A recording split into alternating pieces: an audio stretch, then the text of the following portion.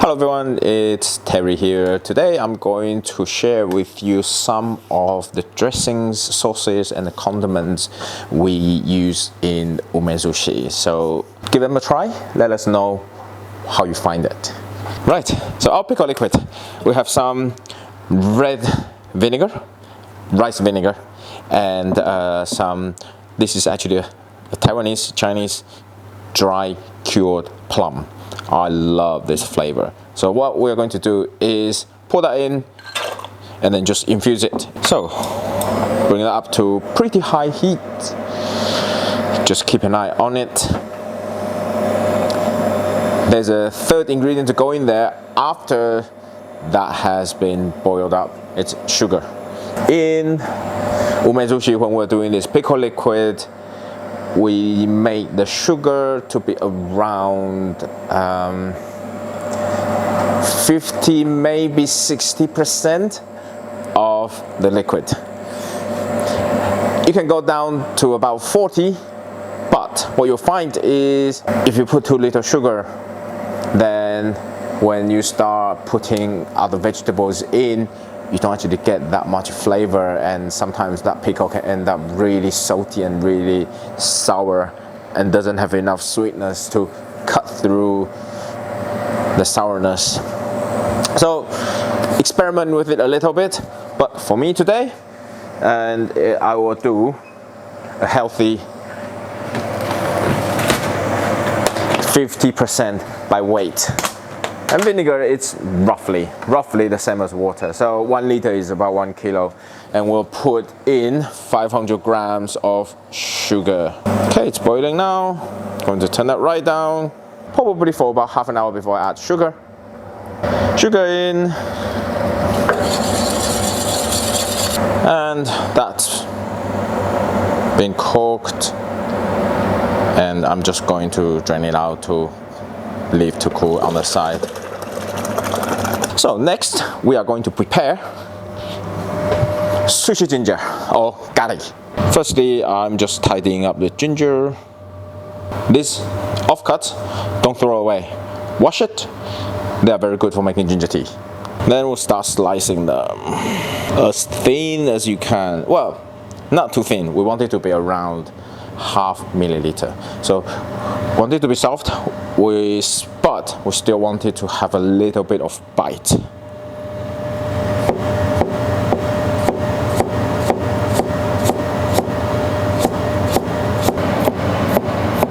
And next step, we have the ginger sliced. We want to salt the ginger. After salting, we will drain the extra water and boil the ginger for 5 minutes. So around 10% salt is good enough.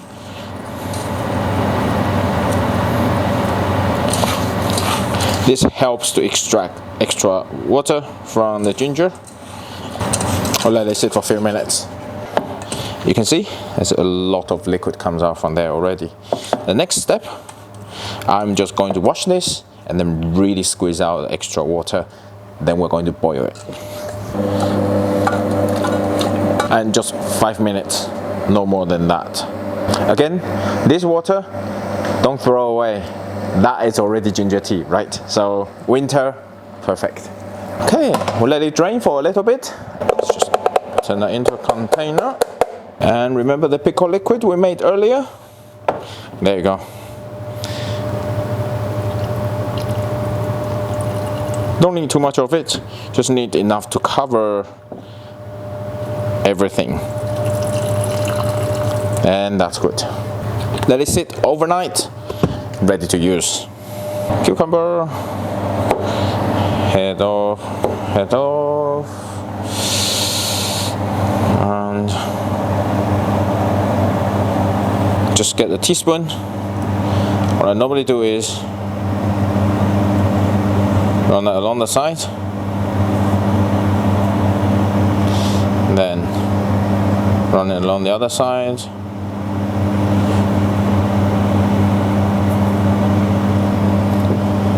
and that just comes off really easily. A scrape. This you don't need to throw away. Add some salt It's really good in the salad, or you can actually just make a cucumber water with the middle. Wedge of lemon.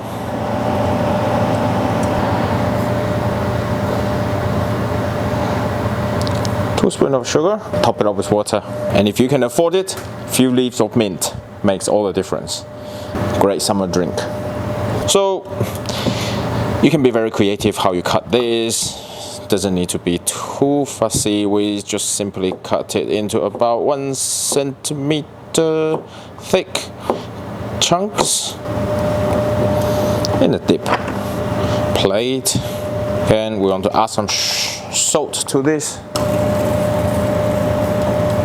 Give it a good mix and let it sit and sweat. Okay, Muli has cut that out.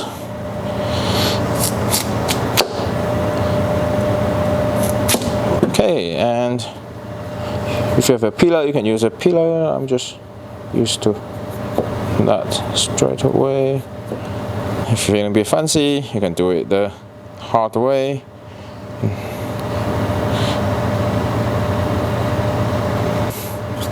Okay, all that. Okay, it's pretty good quality muli today, actually, because muli or daikon is a much harder vegetable and it's much denser. I do slice them thinner, not as thick as a centimeter, so probably just 2-3 millimeters. That's it.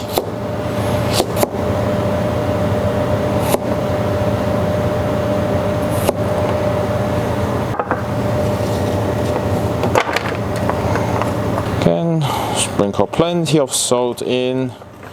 Don't worry, we will rinse this out in a bit, so not all of this will go into the pickle. Let's come have a look at the cucumbers. Oh yeah, you can see there's a lot of water starts coming out, and oh yeah, water's all there. Same for daikon, see a lot of it coming out now. We want to give it a quick rinse, dry it, and then again put in the pickle liquid, and that is the pickle done. We washed and drained them. Now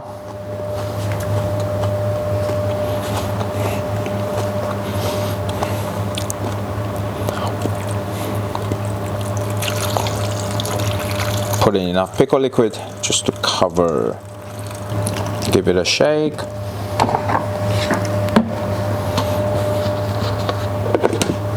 And there we have it. That's the umezushi vegetable pickle. So for the shellfish dressing is something probably more Taiwanese than anything else. It's very simple. Yeah. Ginger and the pickle liquid. That's it. So we're going to have, again, speed chopping ginger.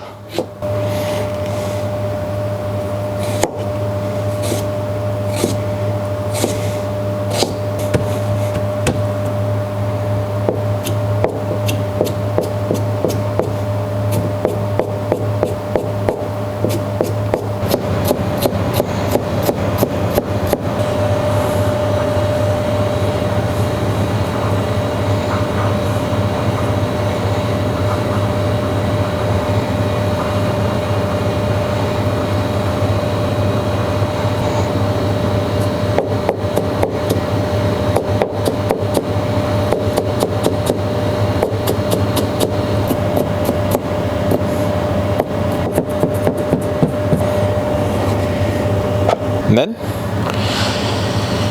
just vinegar in, and just before serving it we put finely chopped spring onion. If you want it spicy, you can add chili in there, but this is the base sauce I always have in the fridge, and then I adjust it depending on what ingredients I am working with. For example, with oyster, yes, definitely a little bit of chili, little bit of spring onion, and then squeeze of lemon extra on top, just to get an extra kick of acidity. This, you can keep it for a long time. It's got so much sugar, it's so much acidity in there, it preserves. Water and real kombu. We are making Kombu Bonito Dashi, and you need a big bowl full of bonito flakes. It's dry fish shaving, and this is what it was like originally. It's from fish called bonito, or bonito tuna. The fish is about this size usually, and that it's 1/4 of the fish. It's dried, it's smoked, and that powder on top, that means it's been fermented in ages. So that is properly aged bonito, and you put it onto like a shaver, and you just push it, and that comes out like that. So that's the original thing, that's the shaved thing. The process is we'll bring that to boil, we turn the heat down, then kombu in. We don't want to boil the kombu with the water. It just really is too fast with too much chemicals. It dissolves things that not necessarily giving us the best flavor. So use low temperature and keeping it for a bit longer. Once that's done, we get the first juice, the first extraction. It's best for making dashi because that is the strongest flavor. Once we've done that, we take the kombu out, then we will just steep the bonito in very quickly, just a few seconds. Not going to let it sit inside for any substantial amount of time. You'll find if you do that, it will start releasing a lot of extra flavors, which is not what we want in dashi. We do that with the Mentsuyu, which we want stronger taste with it, but for dashi we just really want to pass it through very quickly. Okay, let's start with that. Right, this is boiling vigorously. Just going to push that in.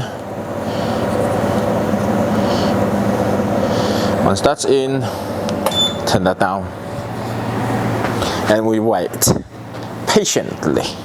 You see, it really opens up now. I'm just giving it a stir.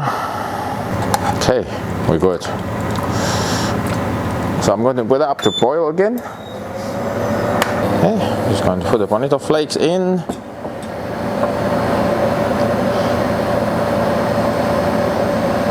Turn the temperature all the way down. Let it sit for a bit. 30 seconds is more than enough.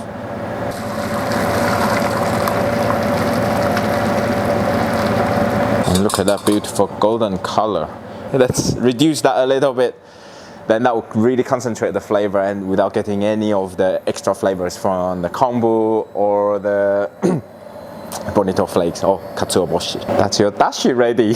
From 2 liters, if you get it down to 1.5 liters, that is good amount already. But again, taste it as you go along, because for this one I actually use quite a lot of bonito, but not as much kombu, and some people might prefer the flavor of kombu more than bonito, etc. You adjust it depending on the concentration you already have, then you can adjust your amount of reduction there. The basis is very simple, but every restaurant has different take, so people will add different flavor, put different seasonings to it. That's up to individuals. Here we'll just show the most basic version. 1 part soy sauce, 1 part sake, and then 1 part mirin. All we have to do now is combine this, reduce it. And let's do that. So for Nikiri in umesushi, for good measure, we also add 1 part of dashi. And then we just bring it up to boil and reduce it to half. Turn that down to say, there you have it, reduced nikiri.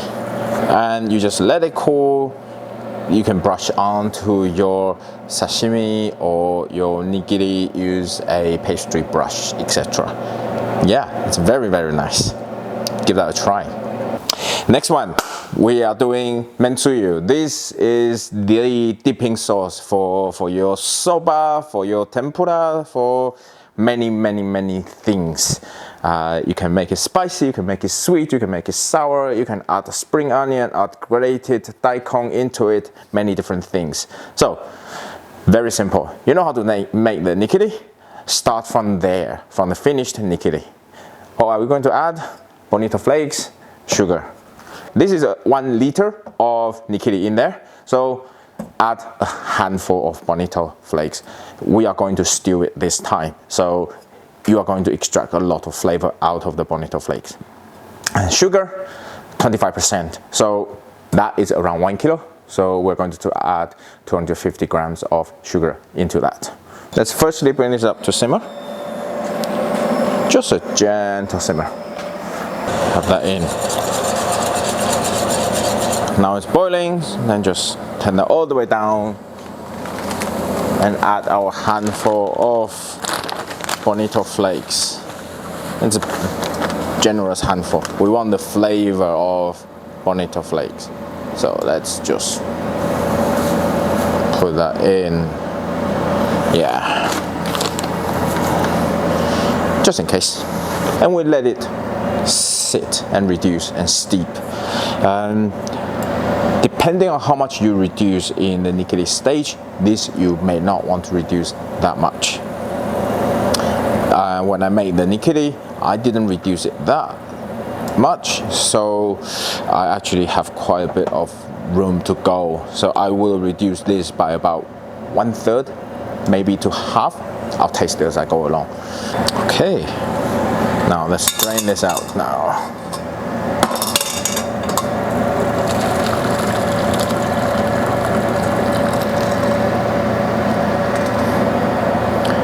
It's the dipping sauce for many different dishes. Soba, tempura, or oh, actually that also the base for the unagi sauce, very similar. This is our original recipe, peanut and miso dressing. So we have some peanuts, some miso, and some sugar. You can have icing sugar or custard sugar. Doesn't matter because we'll send it through blender anyway, so everything should be well incorporated. Some sesame oil and just some water. So what we need to do is roast the peanuts off, then blend it. And then we add the miso, sugar, sesame oil, water. We will only add bit by bit right at the end as the machine is going. So 150 grams of roasted peanuts. Yeah, nice and hot.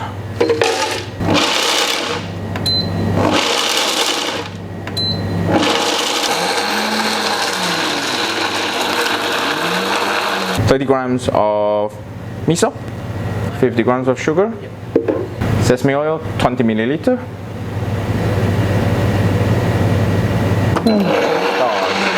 Start adding some water into it.